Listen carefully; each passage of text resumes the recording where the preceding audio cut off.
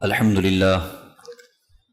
لله نحمده ونستعينه ونستغفره ونؤمن به ونتوكل عليه ونعوذ بالله من شرور أنفسنا ومن سيئات أعمالنا من يهده الله فلا مضل له ومن يضلله فلا هادي له ونشهد أن لا إله إلا الله وحده لا شريك له ونشهد أن سيدنا وسندنا ونبينا ومولانا محمدا عبده ورسوله صلی اللہ تعالی علیہ وعلى آلہ واصحابہ وبارک وسلم تسلیما کثیرا کثیرا اما بعد فاعوذ باللہ من الشیطان الرجیم بسم اللہ الرحمن الرحیم وجزاء سیئۃ سیئۃ مثلها فمن عفا واصلح فاجرہ علی اللہ وقال النبی صلی اللہ تعالی علیہ وسلم الکیس من دان نفسه وعمل لما بعد الموت والعاجز من اتبع نفسه هواها وتمنى على الله او كما قال صلی اللہ تعالی علیہ وسلم۔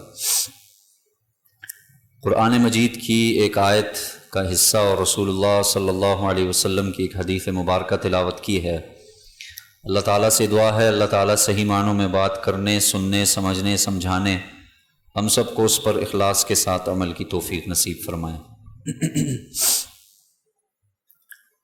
اللہ تعالیٰ نے جہاں میرا اور آپ کا اور انسان کا ایک جسم بنایا ہے، وہیں اللہ تعالیٰ نے اس کا ایک دماغ اور دماغ کے اندر ایک نظام چلانے کی ایک طاقت رکھی ہے۔ اللہ تعالیٰ نے اعصاب کام کرتے ہیں، دماغ کام کرتا ہے،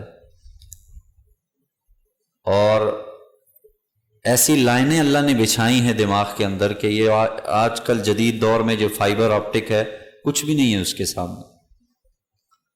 ایسی لائنوں کا ایک جال ہے جو چلتے چلتے انسان کی ریڑھ کی ہڈی اور حرام مغز مین لائن، پھر اس کے بعد گزرتے گزرتے یہ آپ کے ہاتھ، آپ کے پاؤں اور باقی جسم کے اعضاء کو ایک شاخیں پہنچتی ہیں۔ عجیب ایک اللہ کا نظام ہے، اور یہ صلاحیت اللہ تعالیٰ نے، دیکھیں کہتے ہیں نا رد عمل کی صلاحیت، ریئیکشن کی صلاحیت، یہ اللہ تعالیٰ نے رکھی ہوئی ہے۔ آپ چلتے چلتے جا رہے ہیں، اچانک سے ایک دیوار آ گئی، آنکھوں نے دیوار کو دیکھا، پاؤں آپ کے رک جائیں گے۔ ایک نظام چلا ہے اللہ تعالیٰ نے۔ آنکھوں نے دیکھا کہ بھئی آگے دیوار ہے، دستی فوراً دماغ کو سگنل بھیجا کہ آگے دیوار ہے۔ دماغ آرڈر کرتا ہے پاؤں کو کہ بھئی تم رک جاؤ۔ یاد رکھیں یہ آپ میرا سارا جسم یہ صرف اور صرف دماغ کنٹرول میں کرتا ہے، نہیں تو خالی ہاتھ ہے تو اس کا کوئی فائدہ نہیں، خالی پاؤں ہیں تو پاؤں کا کوئی وہ نہیں ہے، کوئی فنکشن نہیں ہے۔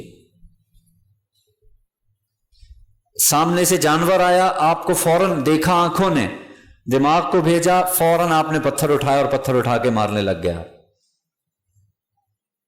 ایک پورا نظام انسان کے جسم میں اللہ نے رکھا ہے جو لے کے اسے چلتا ہے۔ ریئیکشن، رد عمل، کوئی عمل ہوا اس کا رد عمل اللہ تعالیٰ نے رکھا۔ یہ فطرتاً قدرتاً اللہ تعالیٰ نے انسان کی، جسے ایک لفظ استعمال کیا جاتا ہے انسان کی گھٹی کے اندر، یہ اللہ نے ڈال دیا ہے، فیڈ کر دیا ہے، اب اسے کوئی نکال نہیں سکتا۔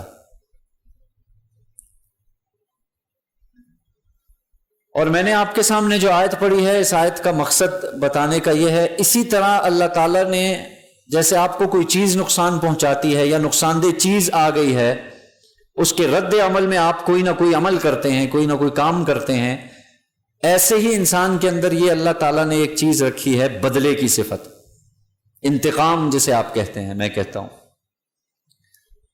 کہ مجھے اگر کسی انسان نے تکلیف پہنچائی ہے تو اس کے بدلے میں میرا یہ جی چاہتا ہے کہ میں اسے بدلے میں تکلیف پہنچاؤں۔ یہ انتقامی کارروائی بھی اس کو کہا جاتا ہے۔ اس نے تکلیف پہنچائی، میں بھی انتقامی کارروائی کروں گا۔ یہ بھی اللہ نے رکھی انسان کے اندر۔ اور یہ ذہن میں رکھیں، اگر یہ انتقامی جذبہ اللہ اور اس کے رسول کے حکم کے مطابق ہے تو بہت اچھا ہے، اور اگر یہ انتقامی جذبہ اللہ اور اس کے رسول کے حکم کے مطابق نہیں ہے تو پھر بہت برا ہے۔ اور یہ اسلام نے ہمیں یہ چیز دی ہے، وَجَزَاءُ سَيِّئَةٍ سَيِّئَةٌ مِثْلُهَا، برائی کا بدلہ اس جیسی برائی کے ساتھ آپ دے سکتے ہیں۔ کسی نے آپ کو مکہ مارا، اتنے ہی زور کے ساتھ اسی جگہ پر آپ مکہ مار سکتے ہیں. یہ شریعت اجازت دیتی ہے. یہ ہے بدلہ، یہ انتقام. حالانکہ آج بھی آپ دیکھ لیں عیسائیت میں بدلے کا کوئی کنسپٹ نہیں تھا.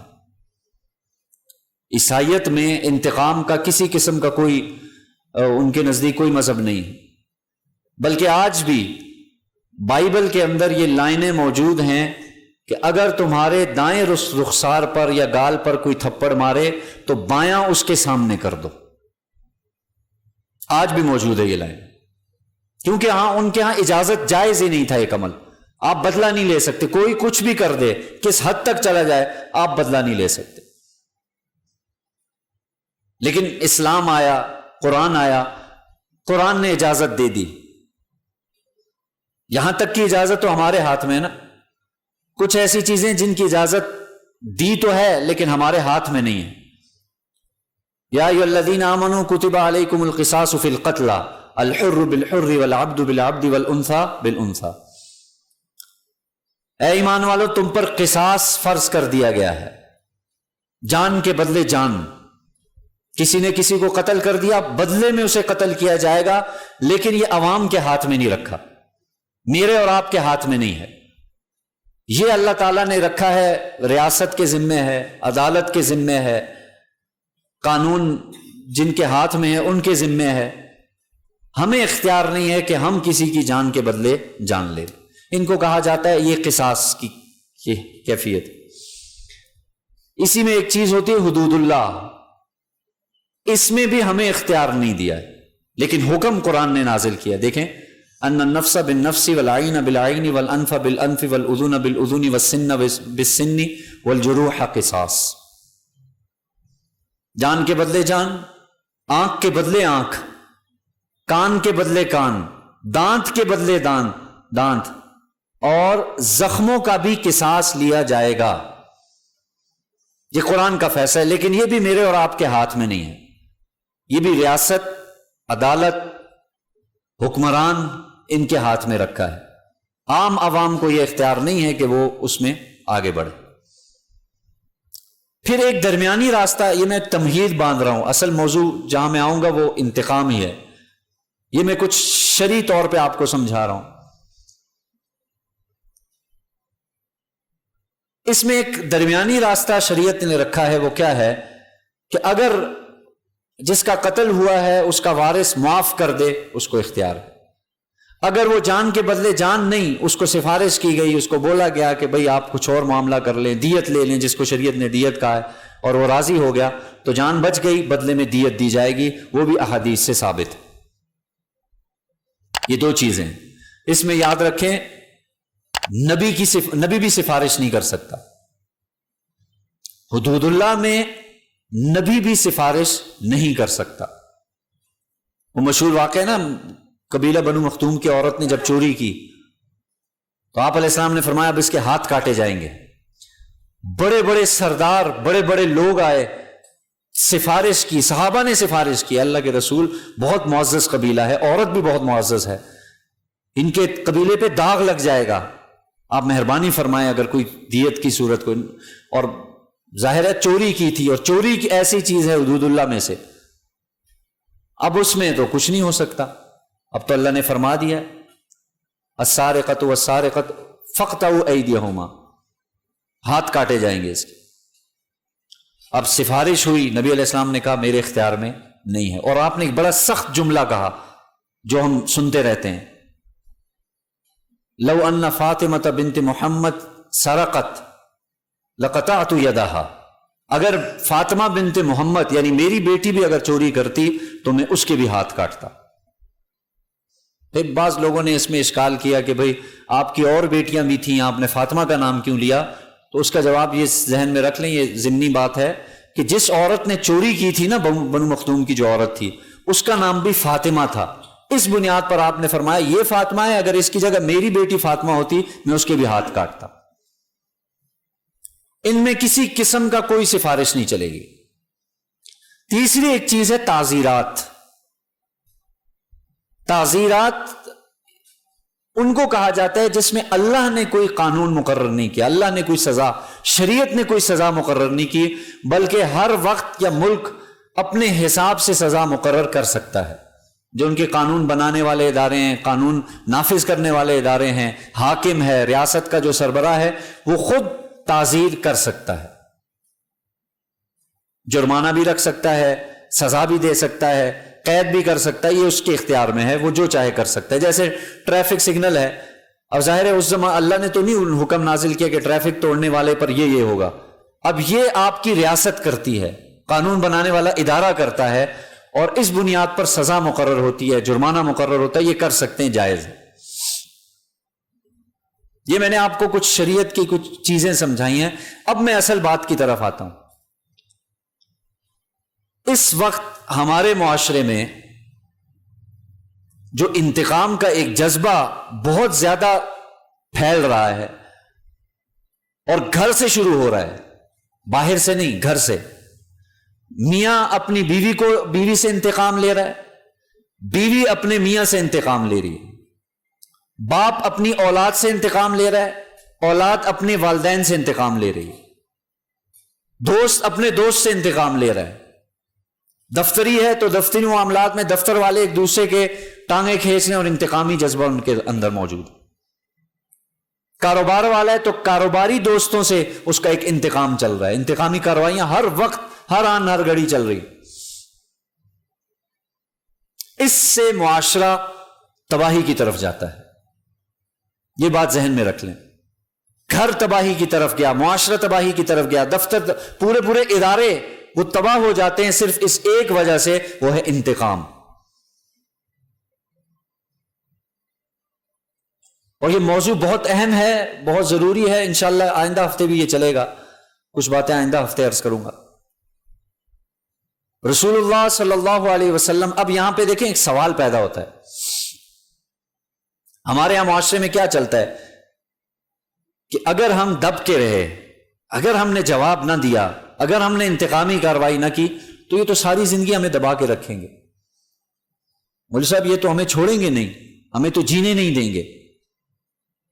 یہی ایک سوال ہمارے ذہن میں آتا ہے بار بار، آج دب گیا تو بس ساری زندگی اس کے سامنے دبا رہوں گا۔ پھر اس کا ہم نے حل کیا نکالا؟ وہ ایک مار رہا ہے، میں دو ماروں گا، اس نے اینٹ ماری ہے تو اینٹ کا جواب میں پتھر سے دوں گا۔ یہ ہم لوگوں نے ایک حل نکالا، اور اس حل کا نتیجہ آپ دیکھ لیجئے اس وقت کہ پورا معاشرہ انتقام میں لگا ہوا ہے، پڑوسی سے انتقام، اس نے یہ کیا میں 1 فٹ اور آگے جاؤں گا، اس نے یہ کام کیا میں یہ کام کروں گا، اس نے گند یہاں پھینکا ہے میں اس کے گھر میں گند پھینکوں گا۔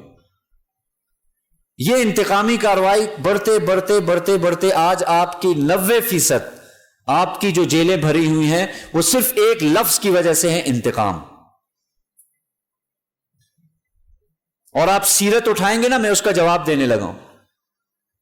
رسول اللہ صلی اللہ علیہ وسلم کی سیرت اٹھائیں، 63 سالہ زندگی میں آپ نے جو گزاری، نبوت کے 23 سال اور پچھلے 40 سال، اس 63 سالہ زندگی میں آپ صلی اللہ علیہ وسلم نے اپنی ذات کی وجہ سے کبھی کسی سے انتقام نہیں لیا۔ آپ کہیں گے نا معاشرہ ایسے بنتا ہے، آپ نے کبھی کسی سے اپنی ذات کی وجہ سے آپ کو نقصان پہنچائے، آپ کو تکلیفیں دی، آپ نے کبھی اپنی ذات کی وجہ سے یہ حضرت عائشہ رضی اللہ تعالی عنہا باقاعدہ روایت میں آتا ہے، حضرت عائشہ فرماتی ہیں نبی صلی اللہ علیہ وسلم نے کبھی اپنی ذات کی وجہ سے کسی سے کوئی انتقام نہیں لیا۔ اب آپ کہیں گے یہ تو پھر ساری زندگی دب کے رہیں گے ہم، پھر تو ظاہر ہے پھر تو معاشرے میں گزارا مشکل ہے۔ دیکھیں آپ نے یہ معاشرہ بنایا، اب معاشرے کو قائم کیسے کیا؟ اب اگلی روایت سنیے، اسی کا حصہ ہے۔ حضرت عائشہ رضی اللہ تعالیٰ عنہ فرماتی ہیں ایک تو آپ نے کبھی اپنی ذات کی وجہ سے انتقام نہیں لیا، لیکن اللہ کے حکم کے خلاف جب آپ نے دیکھا آپ کے غصے کے سامنے کوئی دوسرا ٹھہر نہیں سکا، یہ معاشرہ قائم ہوا ہے۔ بات واضح ہو رہی ہے؟ ایک ہے معاشرہ بنانا، آپ نے کبھی انتقام نہیں لیا، جس نے جو کچھ کیا آپ نے کرنے دیا۔ آپ کی اہلیہ پر الزام لگا، آپ علیہ السلام نے بدلہ نہیں لیا، کوئی انتقام نہیں لیا۔ لیکن جہاں آیا اللہ کا حکم، جہاں دیکھا اللہ کے حکم کے خلاف، آپ نے وہاں وہ کارروائی کی ہے کہ کوئی پھر سامنے کھڑا نہیں ہو سکا، کوئی آپ کے سامنے نہیں آیا۔ یہ معاشرہ قائم کرنے کی چیز ہے۔ دیکھیں نا، وہی واقعہ آ گیا، ہاتھ کاٹنے کی بات آئی، آپ نے کاٹ کے دکھائے۔ اپنی ذات کی باری آئی، آپ کے دندان مبارک شہید ہوئے، آپ کی گردن میں کڑی گھسی، کیا کچھ نہیں ہوا؟ آپ علیہ السلام نے کچھ بھی نہیں، پتھر مارے گئے، نشانے لے کے، آپ نے کوئی انتقام نہیں لیا۔ جہاں اللہ کا حکم آیا، اب کاٹوں گا میں ہاتھ۔ کیوں؟ اس سے معاشرہ قائم ہو رہا ہے، اس سے معاشرے کے اندر ظاہر ہے جو جرائم ختم ہوں گے، اس سے معاشرہ آگے بڑھے گا۔ ہمارے ہاں کیا ہو رہا ہے؟ اللہ کا حکم تو بہت دور کی، اللہ کا حکم تو ظاہر ہے کسی کے کان میں لگے گا نہیں، باپ کو نہیں لگتا، اولاد کو نہیں لگتا، والدہ کو نہیں لگتا، کسی کو نہیں لگتا۔ وہ تو چلو، وہ تو ساری زندگی گزر رہی ہے نا۔ ہمارے ہاں صرف یہ دنیاوی اپنی ذات کا انتقام لے، میں نہیں چھوڑوں گا، میں اس فلاں کو نہیں چھوڑوں گا، میں فلاں کو نہیں چھوڑوں گا۔ اور آپ کو باقاعدہ طور پہ میں بتانے لگا ہوں، ہمارے ایک شیخ صاحب ہیں، ان سے اللہ بڑا کام لے رہے ہیں، اور جیل کا جتنا یعنی جیل کے اندر جو تعلیم القرآن کا ایک سلسلہ ہے، مکتب کا ایک سلسلہ ہے، وہ اس کے ماشاءاللہ یعنی ہیڈ رہے ہیں۔ تو آپ کے پاکستان کی جو 69 جیلیں ہیں نا تقریباً، ان میں سے اکثر میں ان کا جانا ہوا ہے۔ یہ ان کے الفاظ نقل کر رہا ہوں۔ وہ فرما رہے تھے کہ اکثر جیلوں میں میرا جانا ہوا، اور اکثر جیلوں کے اندر جانے کے بعد عمر قید کے جو قیدی تھے، یا 10 سال 12 سال 15 سال کے جو قیدی تھے، ان سے چھوٹے چھوٹے سوال کرتے تھے ہم، اور ان سوالوں میں ایک سوال یہ ہوتا تھا، یہاں کیسے آنا ہوا؟ اور وہ ایک لفظ میں جواب دیتا تھا، انتقام۔ مجھ سے کنٹرول نہیں ہوا، مجھ سے یہ ایک معاملہ ہوا، میں نے بدلے میں انتقام لیا، آج میں یہاں پہ بیٹھا ہوں۔ 90% لوگوں کا یہ جواب تھا، ان کے یہ الفاظ ہیں،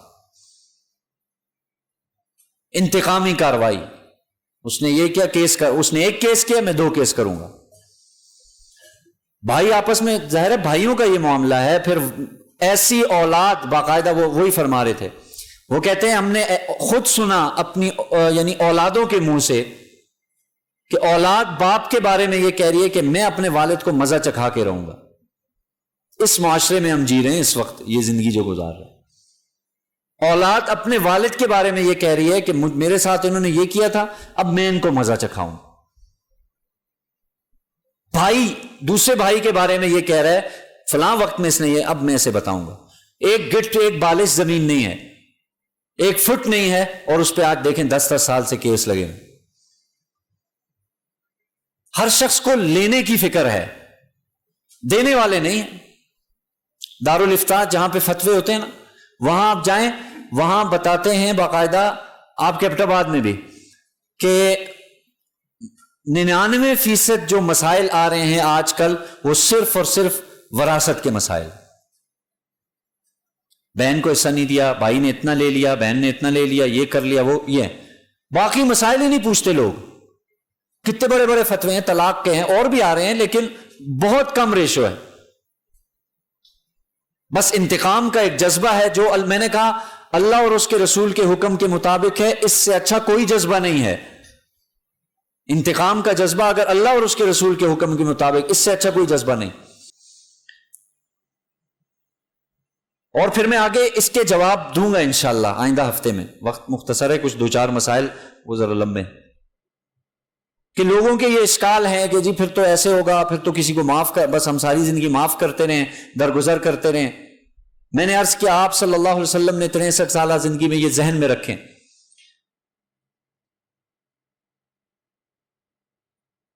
آپ سے ایک صحابی نے سوال کیا، اے اللہ کے رسول، میں اپنے خادم کو کتنی دفعہ معاف کروں دن میں؟ آپ علیہ السلام نے فرمایا 70 مرتبہ سے زیادہ معاف کرنا پڑے گا تمہیں۔ اتنی دفعہ تو ہمارا کوئی غلام خادم غلطی کرتا ہے؟ 70 دفعہ کوئی دن میں غلطی کرتا ہے؟ وہ سکھایا باقاعدہ صحابہ کو، کتنی دفعہ؟ 70 دفعہ سے زیادہ تم نے اسے معاف کرنا ہے۔ ہمارے یہاں ایک غلطی کر کے تو دیکھیں آپ، یہ مزاج نہیں ہے۔ گھر میں خاوند بیوی سے لڑ رہا ہے، بیوی خاوند سے، اور ہرانے کی کوشش ہے، میں نہیں چھوڑوں گا نا، اس کو بتاؤں گا یہ، پھر اس کے سسر، پھر ساس، پھر سسرالیوں تک، پتہ نہیں کہاں تک بات چلی جاتی ہے، صرف ایک لفظ انتقام۔ تو بھائی یہ انشاءاللہ آئندہ ہفتے بھی عرض کروں گا، بہت اہم چیز ہے، خدا را اپنے اندر اس صفت کو میں نکالنے کا نہیں کہہ رہا، اس کو اللہ اور اس کے رسول کے حکم کے مطابق لاؤ، اس سے اچھی صفت اور کچھ نہیں ہے جب یہ اللہ اور اس کے رسول کے حکم کے مطابق آئے گی۔ اور اگر نہیں ہے تو پھر اس سے بدترین چیز، ہمارا پورا معاشرہ، آس پڑوس، یہ سب تباہ ہو گیا، اسی نظر ہو گیا، مساجد نہیں بچی اس کی وجہ سے، انتقام کی وجہ سے مساجد نہیں بچی۔ اللہ تعالیٰ سے دعا ہے اللہ مجھے بھی، ہم سب کو جو کہا گیا سنا گیا، اللہ تعالیٰ اس پر عمل کی توفیق نصیب فرمائے۔ دعا میں دعا مانگتے وقت ہاتھ کیسے اور کہاں تک اٹھانے چاہیے؟ دیکھیں اس کے مختلف طریقے ہیں جو ثابت ہیں، آپ صلی اللہ علیہ وسلم سے جو ثابت شدہ ہیں۔ بعض دفعہ آپ علیہ السلام کندھوں سے اوپر، اتنا اوپر آپ ہاتھ اٹھا لیتے تھے، بعض دفعہ ان ہاتھوں کو جوڑتے تھے، بعض دفعہ ان ہاتھوں کو کھلا بھی رکھتے تھے، زیادہ نہیں، وہ ایک عجیب سا لگتا ہے آدمی، لیکن تھوڑا ہاتھوں کے درمیان فاصلہ بھی ہوتا کبھی کبھی، اور کبھی جوڑتے، لیکن ہاتھوں کا رخ ہمیشہ آسمان کی طرف ہوتا، جو ہاتھوں کی تلیاں، اور بعض دفعہ آپ علیہ السلام کندھوں تک، اور بعض دفعہ کندھوں سے نیچے تک، لیکن رخ پھر بھی آسمان کی طرف۔ لیکن جو محدثین کرام ہیں وہ فرماتے ہیں زیادہ تر آپ کا جو مسنون طریقہ ثابت ہے وہ کندھوں کے برابر، کندھوں کے برابر تک، اس میں پھر آگے آپ کی مرضی، آپ ہاتھوں کو جوڑیں یا ہاتھوں کے درمیان تھوڑا بہت فاصلہ رکھیں، اس میں کوئی حرج نہیں۔ یہ مسنون، زیادہ مسنون طریقہ۔ بعض لوگ یوں ایسے ہاتھ، بعض لوگوں کے ہاتھ ہی نہیں کھلتے بیچاروں کے، وہ ایسے مٹھیاں بند کر کے ہاتھ مانگ رہے ہوتے ہیں، اور بعض اتنا زیادہ کھول دیتے ہیں کہ وہ سمجھ ہی نہیں آتی یہ دعا مانگ رہا ہے یا کیا کر رہا ہے۔ تو ہر چیز کو سیکھنے کی کوشش کریں، دعا مانگ رہے ہیں تو آپ کی جو ہتھیلیاں ہیں نا، ان کا رخ قبلے کی جانب، اپنی جانب نہ کریں، اور نہ بالکل ایسے ہو کہ عجیب سا لگے۔ سنت طریقہ آپ کو یاد رکھیں، کبھی بھی اس میں آپ یعنی غلطی نہیں پکڑ سکیں گے، ڈیفیکٹ یا ڈیفالٹ نہیں اسے کر سکیں گے، اس میں نہیں دیکھیں گے آپ۔ سنت کوئی بھی طریقہ، کوئی بھی سنت اٹھا کے دیکھیں آپ، کرنا نہ کرنا یہ ایک علیحدہ بحث، فطرت کے خلاف چلنا یہ ایک علیحدہ چیز ہے۔ ایک فطرت، صحیح فطرت، سلیم الفطرت والا آدمی کبھی بھی سنت میں کوئی ٹیڑھا پن نہیں تلاش کر سکتا، کوئی بھی سنت ہو۔ بہرحال یہ ایک مسئلہ ہے جی، زیادہ تر میں نے عرض کر دیا کندھوں کے برابر، اور کبھی کبھار آپ اوپر بھی کر لیتے اور کبھی کبھار نیچے بھی کر لیتے۔ اچھا جی، اگلا بہت اہم ہے جی، جمعے کے خطبے کے دوران جو امام صاحب بیٹھتے ہیں، تو اس دوران جو دعا مانگی جاتی ہے اس کے لیے ہاتھ اٹھانا، یہ میں نے کافی دفعہ عرض کیا، پھر سے عرض کر دیتا ہوں، کوئی ثابت نہیں ہے، ہاتھ نہیں اٹھانے چاہیے۔ جب میں بیٹھا نا، امام دو خطبوں کے درمیان جب امام بیٹھتا ہے تو اس دوران ہاتھ نہیں اٹھا کے دعا نہیں مانگنی چاہیے، بلکہ یہاں تک بھی ہے کہ دعا بھی دل سے مانگیں گے آپ، زبان بھی نہیں ہلائیں گے، اس لیے کہ حضرت غالباً ایک روایت ہے نا، جب امام ممبر پر بیٹھ جائے، حضرت عبداللہ ابن عمر کی روایت ہے، آپ علیہ السلام نے فرمایا جب امام ممبر پر بیٹھ جائے خطبے کے لیے، ایک یہ ہے کہ اس وقت جو ایک بیان چل رہا ہے، اس وقت نماز بھی پڑھ سکتے ہیں، اس وقت آپ ذکر بھی کچھ بھی کر سکتے ہیں، اس میں کوئی حرج نہیں، لیکن جب خطبے دوران جو عربی خطبہ ہے اس کے بارے میں آپ نے فرمایا جب امام اس خطبے کے لیے ممبر پر بیٹھ جائے، لا صلاۃ ولا کلاما، نہ اس وقت نماز پڑھی جائے گی نہ اس وقت بات کی جائے گی، زبان نہیں ہلائی جائے گی۔ تو اس لیے بس ایک کیفیت میں آپ بیٹھ گئے، اس کیفیت میں بیٹھے رہیں، اللہ کے رسول صلی اللہ علیہ وسلم کا نام آ گیا، درود پاک بھی دل میں پڑھیں گے، بات واضح ہو رہی ہے، درود شریف بھی آپ دل میں پڑھیں گے، یہ خطبے کے آداب میں سے ہے، یعنی ضروری چیزیں ہیں۔ بعض احباب کو دیکھا وہ وہاں سے چلتے چلتے خطبے کے دوران یہاں آئیں گے، سارا خطبہ گیا، جہاں ہیں آپ وہیں، خطبہ شروع ہو گیا وہیں، یا تو بیٹھ جائیں، بہتر تو یہ کہ وہیں بیٹھ جائیں، ظاہر صفیں درست ہوں گی تو پھر انشاءاللہ آگے تشریف لے آئیں گے۔ اور بعض لوگ آپ ایک دوسرے کی طرف دیکھیں آپ علیہ السلام کے بارے میں کیا آپ نے کیا فرمایا، خطبے کے دوران دو شخص باتیں کر رہے اور تیسرے نے کہا دیکھو وہ تو غلط کر رہے ہیں، انہیں تو جو ہوگا وہ ہوگا، تیسرے نے انہیں کہا چپ کر جاؤ، تو آپ نے فرمایا اس شخص نے بھی لغو بات کی ہے، اس کو بھی یہ نہیں کہنا چاہیے تھا، وہ تو کر رہے ہیں وہ تو غلط ہے ہی، لیکن اس نے جو تیسرے نے اٹھ کے کہا ہے خطبے کے دوران یہ بھی درست نہیں، لغو بات۔ تو اس لیے بچنا چاہیے اس سے، کوشش کریں کہ جس حالت میں بیٹھے ہیں اسی حالت میں بیٹھے رہیں اور خطبہ غور کے ساتھ سنا جائے، اس کے بعد پھر صفیں درست ہوں گی۔ پھر اگر بہت کوئی اہم بات ہے ضروری جو کرنی ضروری ہے تو وہ پھر اس وقت میں کی جا سکتی ہے۔ اللہ تعالیٰ سے دعا ہے اللہ تعالیٰ سمجھنے کی عمل کی توفیق نصیب فرمائے۔